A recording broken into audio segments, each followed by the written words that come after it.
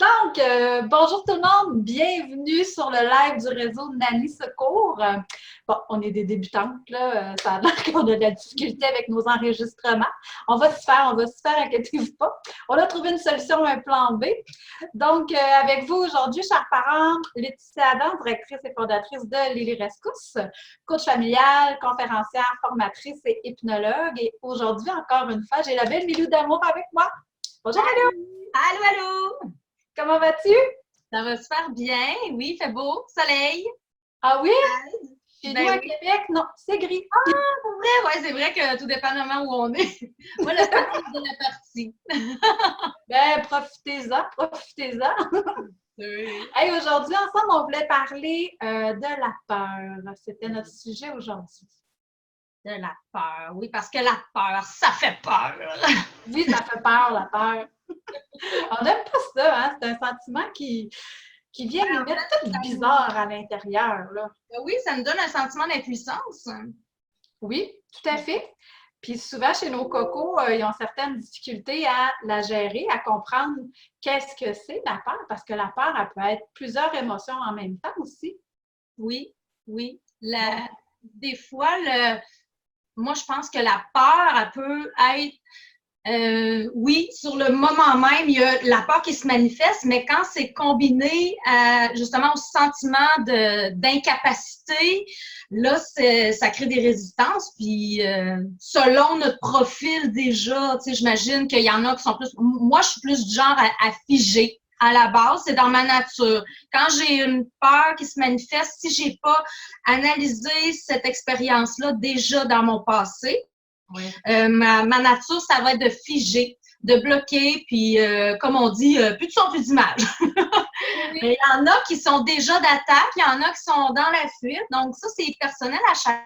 Hein? Oui. Je pense que ça peut être intéressant d'apprivoiser l'émotion en s'observant puis en se demandant quel est mon profil à moi, comment je réagis dans ma nature véritable pour être ensuite se donner des outils, mais à la base de se reconnaître, de dire yo, elle est où ma position, moi, quand je ressens la peur? Ben oui, puis tu sais, en fait, ce qu'il faut comprendre, ce que j'enseigne souvent quand je fais des formations pour les enfants, surtout, c'est de leur montrer comment ça fonctionne dans le cerveau aussi. Tu parlais de fuir, attaquer, figer. Ben en fait, c'est vraiment un signal d'alarme qui va partir même de notre cerveau reptilien. Donc, Mm-hmm. si je prends mon poing, on pourrait dire que mon poignet, ça va être le reptilien. Donc, la plus vieille partie de notre cerveau qui s'occupe des fonctions de manger, digérer, dormir, régulation de chaleur. Par la suite, mon point, on aurait le cerveau limbique ou le cerveau émotionnel. Et à l'intérieur de ça, ce que je vais donner souvent comme référence, c'est le film Sans dessus-dessous. Tu sais, le film lorsqu'on parle avec des émotions, on parle, mais je leur dis souvent qu'ils sont tous concentrés ici, ils sont en consensus, puis que c'est eux qui vont donner, qui sont sonnés la différente alerte, la différente alarme de l'émotion qui va subvenir. Et sur le dessus, on va avoir le néocortex ou le cerveau intelligent. C'est là souvent où on va tout emmagasiner les connaissances, notre savoir, puis les apprentissages qu'on va faire au courant de la journée. Mais lorsqu'on veut une émotion intense, un stress, une peur, plein d'émotions qui viennent, bien, c'est comme si ça faisait décoller notre néocortex. Ouais. Pas pour vrai comme ça, mais Lou, là, le cerveau, il laisse pas, là. C'est la calotte qui revole. Et c'est comme si on avait plein de petits cadenas qui se mettaient dans notre néocortex, notre cerveau intelligent, puis on n'avait plus accès à tout ce qu'on sait. Donc, par exemple, lorsque tu as peur et que tu figes, bien que c'est pas grave, ça va bien aller, que tu peux demander de l'aide. De se rassurer, de commencer par se calmer, à s'apaiser, j'imagine. Ben oui, puis ce qu'on va dire souvent aussi, c'est de se mettre en action. Donc, le simple fait de, oui, prendre des grandes inspirations, puis ça, je pense que dans toutes les formations que j'ai pu faire ou les livres que j'ai pu lire au niveau du stress, de l'anxiété, les émotions intenses, c'est ce qui recommande l'une des premières choses, donc de prendre des grandes inspirations. Et là, encore là, c'est de savoir comment on fait pour bien respirer. Parce que souvent, on va respirer, tu sais, par la poitrine ici quand on a peur. Oui, On hyperventile, puis c'est ça.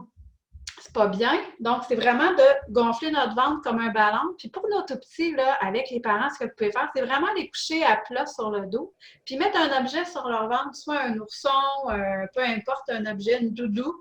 Puis, c'est de montrer à l'enfant qu'à l'inspiration, le ventre va gonfler comme un ballon. et qu'à l'expiration, le ventre va dégonfler. Et là, en les faisant pratiquer à plusieurs reprises, ben, c'est vraiment comme ça qu'ils vont être capables de mieux maîtriser leur respiration, puis d'alimenter en oxygène nouvelle leur cerveau pour prendre le temps de... Pour faire recoller la calotte. Et voilà, puis de retrouver toutes ses bonnes idées, puis tout son plein potentiel, en fait. Fait que ça, souvent, c'est une belle image qu'on peut donner aux parents. Puis, tu sais, tout ce qui va être les techniques de yoga aussi, leur apprend vraiment à bien maîtriser des respirations, puis surtout dans des positions difficiles, comme le chien tête en bas ou la position de l'enfance, qu'on est tous recroquevillés, puis que nos poumons sont un peu plus compressés. Bien, ça donne un peu le même feeling que quand on est, quand on a une grande peur ou une grande émotion intense, qu'on a de la difficulté à respirer, bien, ça nous permet de mieux maîtriser. Puis là, d'apprendre à bien contrôler cette respiration-là pour se sentir bien, puis par la suite, bien, être capable de faire les activités qu'on avait prévues. D'éviter d'être paniqué parce que ça fait que, justement, dans le fond, on baisse, excuse-moi, je perds mes idées. On est pas vrai, moi.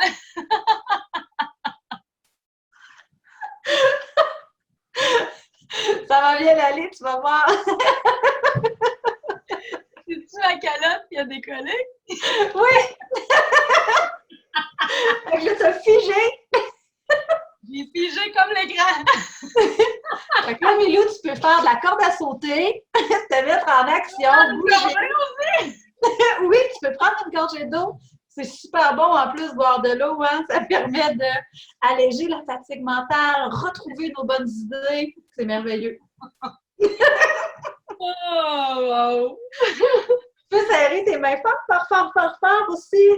Ça aide à justement amener ton corps en contraction-décontraction, ce qui permet un apaisement aussi, puis te permettre de reconnecter.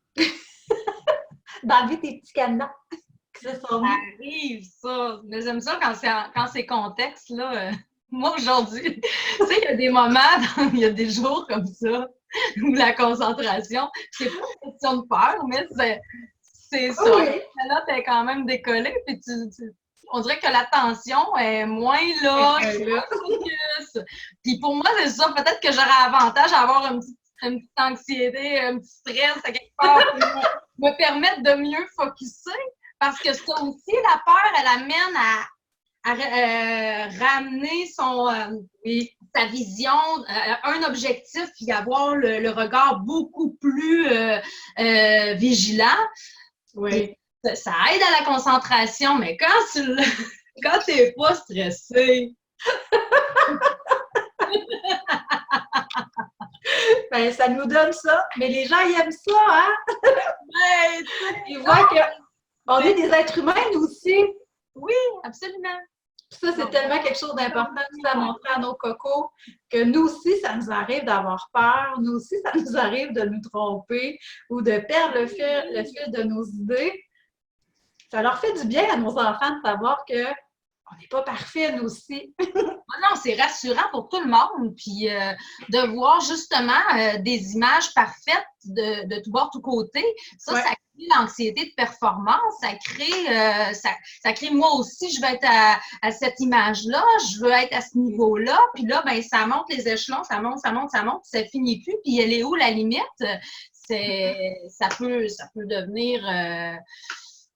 ça peut devenir anxiogène, mais vraiment, ça plane partout autour. Donc, moi, je pense que le temps de se ramener, justement, là, en période de sécurité à la maison, de recueil avec soi-même, ça va permettre aussi, parce que je pense que ça peut être bien d'amener son attention sur ce qu'on a envie de voir grandir, puis de voir les avantages parce qu'on peut pas juste regarder ce que l'on perd, mais qu'est-ce que l'on gagne? Ça peut aider aussi à faire baisser les peurs de la suite, parce qu'on n'est pas à demain, on est aujourd'hui. Puis aujourd'hui, maintenant, ben, je peux me permettre de me déposer, je peux me permettre de ralentir, je peux me permettre de me tromper, parce que là, de plus en plus, même sur les réseaux sociaux, on n'est plus à la production Wonder machin. Fait que, wow, c'est donc bien beau ce qu'ils font. Puis moi, j'ai pas les caméras pour faire ça. J'ai pas l'équipe. J'ai pas les moyens de me permettre. Ben non, on est tous sur Zoom, puis se regarder avec des délais. Puis des fois, les délais, c'est pas la technologie. Des fois, c'est le loup qui fait. Mais, oui, ben. On peut revenir à nos petits cocos, là. Moi, ce que j'aime, là, ben, c'est sûr que c'est mon esprit artistique, mon esprit créatif. J'ai toujours envie d'exprimer à travers les arts, soit par, oui, c'est sûr, la danse, les chansons et tout, mais quelque chose qui est très accessible à tous, papier crayon, là, puis des dessins, dessinez vos peurs. Moi, ce que je fais avec les amis de mon réseau, ben, j'invite toutes les familles à faire ça. C'est sûr que j'ai créé l'univers des crapulettes. Les crapulettes, c'est les petites bestioles qui se cachent le soir lorsque la lumière s'éteint dans la chambre. Ben là, l'esprit imaginaire se manifeste et ça crée les petites bestioles qui nous font peur. Moi, je les ai appelées la famille des crapulettes. Donc, les crapulettes, il y en a plusieurs. Il y en a sous toutes les formes, de toutes les couleurs, de toutes les particularités là, possibles selon ce que l'enfant voit et qui lui fait peur à la base. Mais afin de préserver son imaginaire et de le reconnaître à travers cette peur qu'il ressent, mais le fait de dessiner la crapulette sur une feuille, il y a un processus à ça. Parce qu'on peut faire le dessin, mais avant, moi, ce que je recommande, c'est une idée comme ça peut être de bien des façons, mais le soir, pas tout de suite avant de se coucher, mais mettons une heure avant de se coucher, le plus tôt possible pour que ce soit une activité, puis on fait d'autres choses après. On ne va pas tout de suite dormir. On prend la lampe de poche, on éteint la lumière de la chambre, puis avec la famille, avec les sœurs et frères, ou si on est deux, des fois, ça se peut qu'on soit maman à fiston, ben on prend une lampe de poche, puis on va aller à la découverte, oui, on va aller rechercher les crapulettes, et là, on ouvre les tiroirs, et on ouvre la penderie, on regarde en dessous du lit. Ça permet à l'enfant d'apprivoiser sa peur, d'amplifier pour dédramatiser, parce que là, on s'entend que là, l'enfant, il comprend que c'est un jeu, donc on amplifie. Et puis ensuite, on dit à l'enfant, OK, tu l'as vu, mais approche-toi doucement pour pas lui faire peur, parce que là, on comprend que là, on transfère la peur. C'est un peu comme une projection de la peur de l'enfant. On va l'approcher doucement pour pas qu'elle se sauve. Et là, on va la prendre le temps qu'elle nous apprivoise et on va la déposer sur une feuille blanche. Et là, on fait le dessin. Parce que moi, je la vois, ma crapulette, mais personne d'autre la voit. En faisant le dessin, ensuite, on peut faire que, regarde bien, je vais te montrer ma petite crapulette que j'ai fait avec les enfants l'autre fois en direct. Là, après, quand on l'a dessiné, comme moi, ma crapulette, j'ai donné un nom. Elle s'appelle Sauf qui peut. Elle a juste une bottine. Elle est super belle. Et je l'ai pas imaginé avant. C'est vraiment dans le processus avec les enfants. On faisait chacun notre crapulette à la maison. Et, on a dit, bon, quelle forme elle a? Ça devient un jeu et c'est très progressif. Là. Puis là, finalement, elle a pris cette forme-là. Puis elle avait juste une bottine, donc je l'ai appelée Sauve qui peut. Puis c'est pas évident de sauver pour une crapulette quand tu as juste une petite bottine. Effectivement. Puis tu sais, en plus, ce que ça permet, je trouve, c'est qu'on permet à l'enfant d'apprivoiser son environnement, sa chambre, dans une nouvelle situation. Donc là, on ferme les lumières, puis ça lui permet vraiment de réaliser, OK, mon toutou prend cette forme-là lorsqu'il fait noir, mon bureau ressemble à ça quand il fait noir. Puis vu que je suis en sécurité, donc je suis avec les personnes de confiance, bien là, ça me permet de vraiment pouvoir observer avec mes yeux d'enfant qui n'est pas en situation de peur. Oui, puis là, l'enfant va associer au souvenir aussi. Il va se rappeler de ces moments-là où on en fait un rituel, admettons, une fois par semaine. Ça se peut qu'il y ait des nouvelles crapulettes qui soient arrivées dans le portrait. Donc, on peut le refaire et le refaire si nécessaire, au besoin, puis que ça devienne juste comme pour le plaisir. À un moment donné, ben l'enfant, il va délester ce besoin d'exprimer cette peur-là parce qu'il va être juste rendu à d'autres choses. Puis, ben oui. Puis, tu sais, chez moi, on a ajouté aussi, ça s'appelle un croque-peur. Donc, tu sais, on va prendre, c'est une petite lumière comme une petite veilleuse, si on veut. Puis, avant de se coucher, ben ma fille va allumer son croque-peur. Donc, son croque-peur, il vient se nourrir de toutes les petites peurs qui pourraient subvenir avant le dodo ou pendant le dodo, les mauvais rêves, etc. Puis moi, avant d'aller me coucher, je viens déposer des bisous magiques sur le bord de son croque-peur. Donc, ça vient lui signifier au matin que je suis passée, tout était sécuritaire, puis que sa chambre, il n'y avait rien, il n'y avait pas de monstre ni rien. Donc, puis on a un petit coffre réservé à ça, fait que ma fille, dans le fond, peut revenir déposer les diamants, les bijoux magiques dans son petit coffre. Donc, on ne les perd pas. À tous les soirs, c'est la même chose. Puis à tous les matins, elle vient les redéposer au même endroit. Ça aussi, ça peut être quelque chose de bien là, avec notre enfant. Oui, vraiment, vraiment. Il y a vraiment plein de façons de faire. On est des créateurs. Oui. Moi, mon univers des crapelettes, toi, tu crées d'une autre façon avec le croque-peur, puis avec la petite lumière. Moi, je l'avais vu en forme de toutou aussi, là, de petites peluches. Là, tu troquais mais je ne sais pas si c'était les croque-peurs ou des soucis. En tout cas, c'est des soucis, t'as raison. Oui, c'est ça, hein, c'est ça. Ouais. Mais il y a plein de façons de faire. Je pense que là, justement, le fait on revient à la capsule précédente, de faire face à nos ennuis, ben c'est le temps de créer des situations, c'est le temps de créer et en reconnaissant l'univers de l'enfant, parce que de lui dire que ça n'existe pas, les monstres, ça ne règle pas son problème temporaire. Parce que lui, il a vraiment une peur qui est... Il a peur pour vrai. Il a peur pour vrai. Sa peur, elle est réelle. Il a besoin d'être reconnu dans ce qu'il vit et d'être compris. Donc, d'aller banaliser, c'est ça. C'est comme si on vient juste essayer de balayer le problème ou l'émotion. Et en fait, l'enfant, il ne se sent pas écouté ni respecté dans ça. Donc, ce que ça fait, c'est que soit que ça va amplifier la difficulté. Il va garder pour lui, il n'en parlera pas.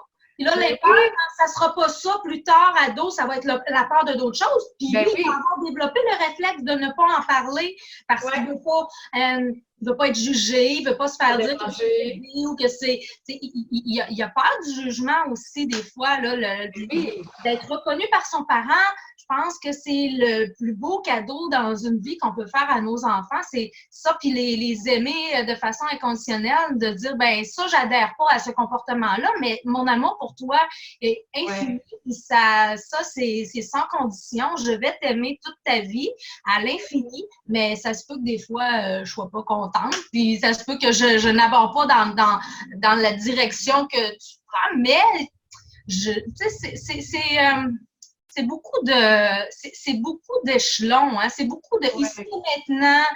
Tu sais, je pense que c'est bien de penser à OK, ce que je vis là présentement, c'est une opportunité pour créer quelque chose et de tisser le lien avec l'enfant. Des fois, c'est le tisser, des fois, c'est le préserver. Mais le lien, c'est tellement important. Donc, à travers la peur de l'enfant qui se manifeste tout bonnement, comme là, même l'adulte peut avoir des peurs présentement avec la nouvelle réalité, ce qu'on vit présentement. On peut être insécurisé en tant qu'adulte. Et là, l'enfant voit la peur de l'adulte, puis ressent les comportements qui viennent des fois manifester d'une telle façon selon les tempéraments, mais même soit de se reconnaître devant l'enfant, de dire là, ça me dépasse, puis je me sens comme ça, je sais, ça va bien aller, on le dit, ça va bien aller, mais là, présentement, ça va pas, puis j'ai besoin de le reconnaître, ça aussi.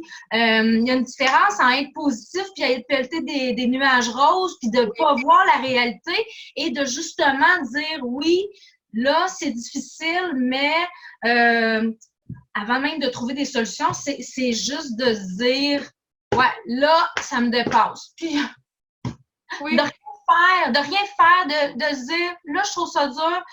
Qu'est-ce que je peux, faire, mais surtout, dans quel état d'esprit je veux être, puis comment je peux faire pour aller chercher cet état d'esprit. Comme justement, tu parlais de la respiration. Oui.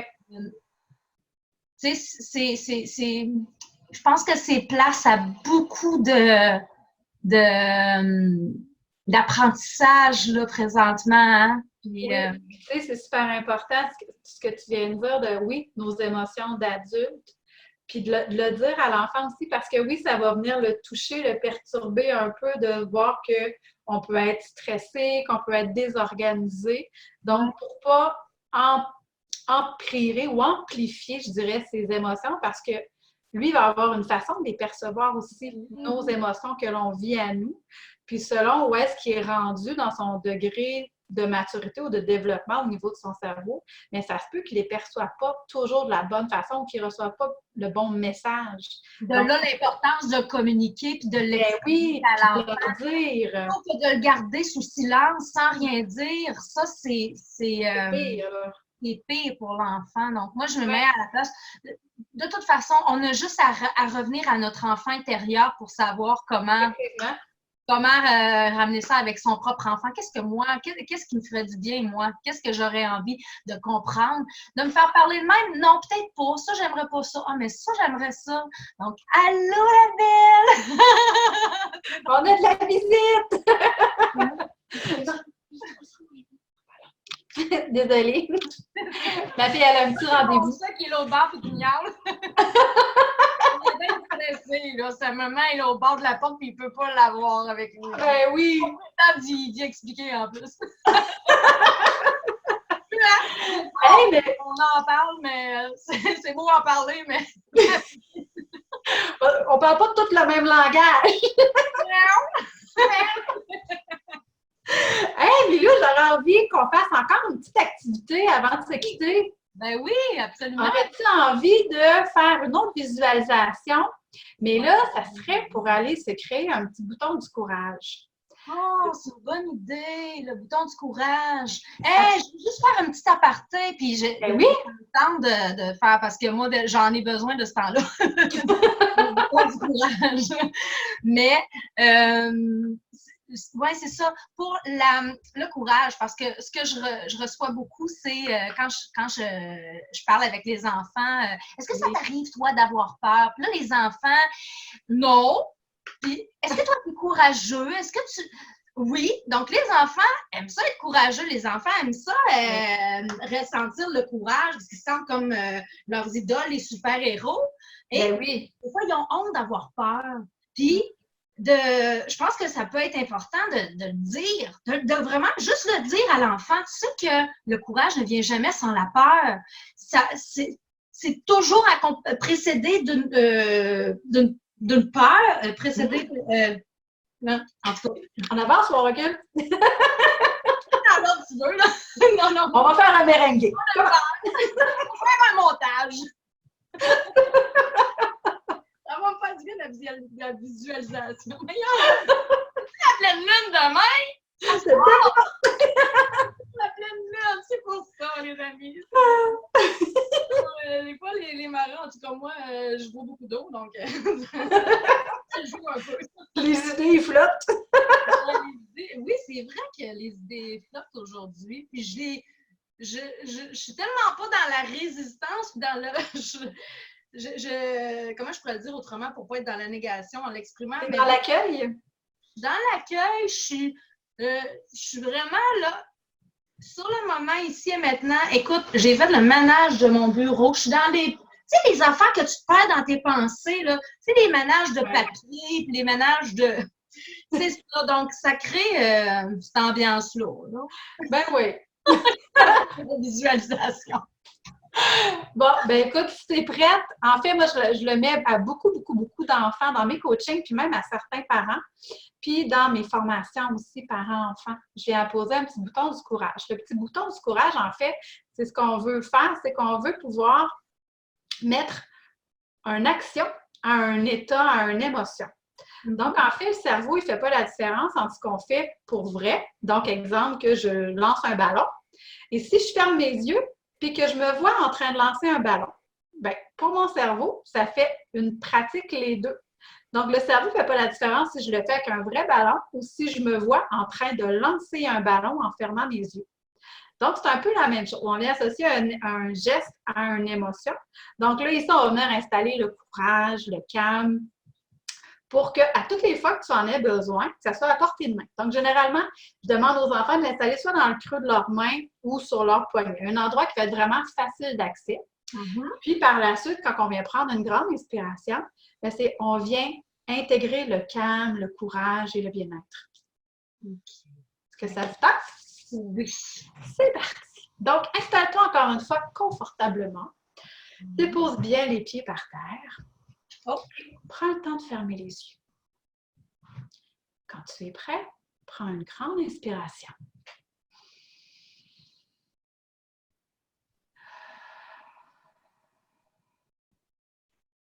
Une deuxième.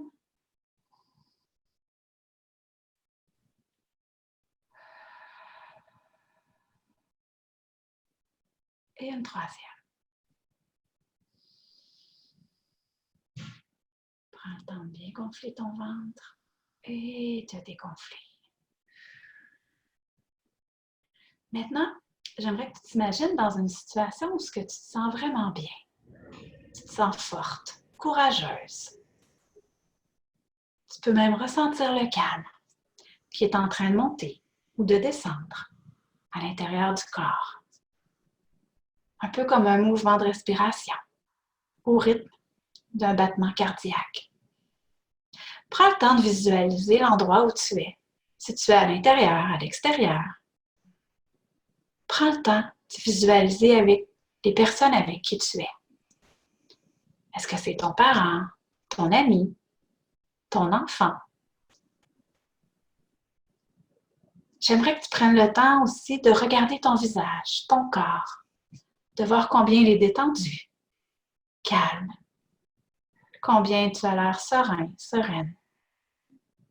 Une fois que tu as la situation bien derrière les yeux, prends une grande inspiration.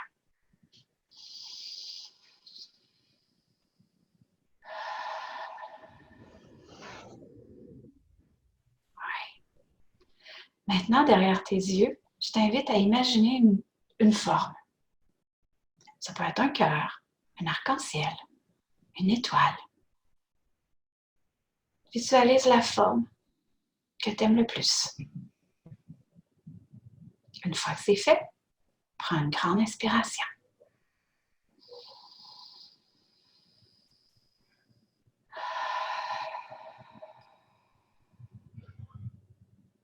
Maintenant, derrière tes yeux, toujours en gardant les yeux fermés, j'aimerais que tu imagines la couleur, ta couleur préférée. Peut-être même que ça va être toutes sortes de couleurs mélangées qui vont apparaître les unes après les autres, comme un feu d'artifice, ou simplement une explosion d'une couleur en particulier. Ça peut être du rose, du bleu, du jaune, du orange. Une fois que tu vois bien la couleur ou les couleurs, prends une grande inspiration.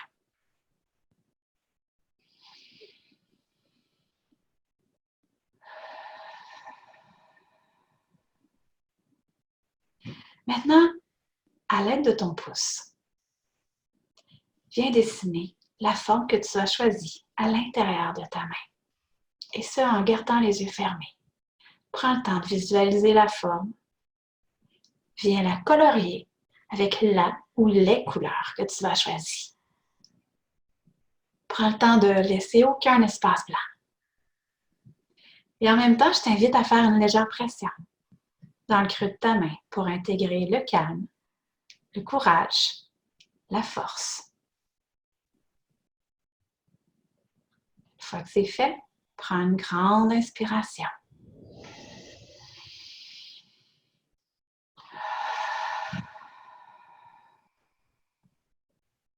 Viens appuyer encore un petit 5 secondes. Le temps d'intégrer le calme, le courage, la force. 4, 5. Prends une dernière grande inspiration.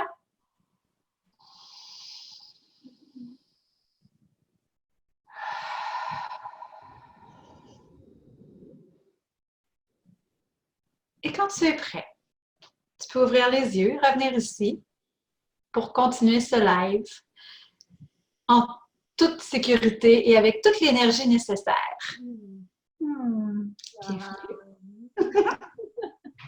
La prochaine fois, Laetitia, on va le faire avant et à la fin. Avant le Avant le live. C'est ça.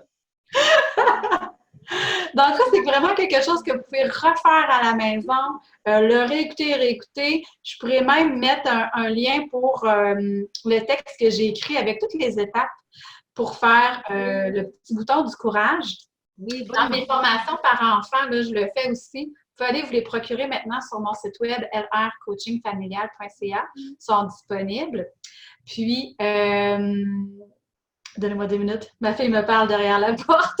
Ça va déconcentrer. 5 minutes.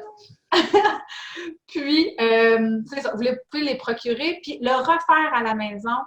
Puis même, je vous invite, parents, à aller appuyer dessus sur le petit bouton du courage de votre enfant le soir, une fois qu'il est endormi. Donc, en fait, on vient juste prendre sa main. Comme je dis, ça fait une autre pratique. Le cerveau associe un état, un geste à un état. Donc, que ce soit l'enfant ou que ce soit vous qui le fassiez pour lui, c'est la même chose. Et moi, littéralement, avec ma fille, lorsqu'elle est en période de stress ou de grande agitation, je sens sa respiration qui fait... Je sens le relâchement. Oui, je l'ai senti à un moment donné. Puis, ce que je remarquais aussi, même pour ma respiration, moi, j'ai l'impression que ça va être à travailler, là. Je respirais en hauteur. Donc, au lieu de respirer par le ventre, j'ai tendance à respirer dans ma la poitrine. Oui, c'est ça. Bien, oui, il faut vraiment se concentrer.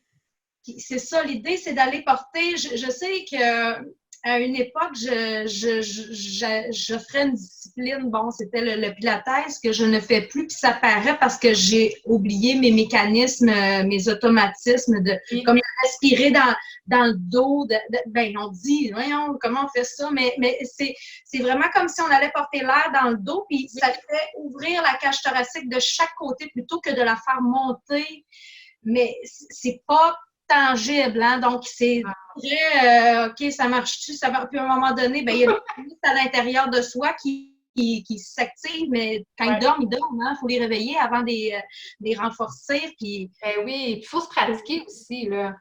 Oui. C'est une belle activité de faire avant le dodo avec vos enfants, là, pour montrer comment bien respirer. Donc, on met l'objet sur le ventre de son enfant, puis on se couche, on le fait en même temps que lui. Nous aussi, on met un objet. Puis là, on regarde comment ça se passe, qu'est-ce qui se produit s'il y en a un qui lève plus haut que l'autre. Donc, on peut se faire un petit challenge aussi entre enfants pour que ça aille peut-être un petit peu plus vite aussi, là. Oui. Oh, c'est bien. Merci pour le rappel. Ça fait... Ça me fait du bien, hein? Ben, je me le fais moi aussi, là, on va se le dire.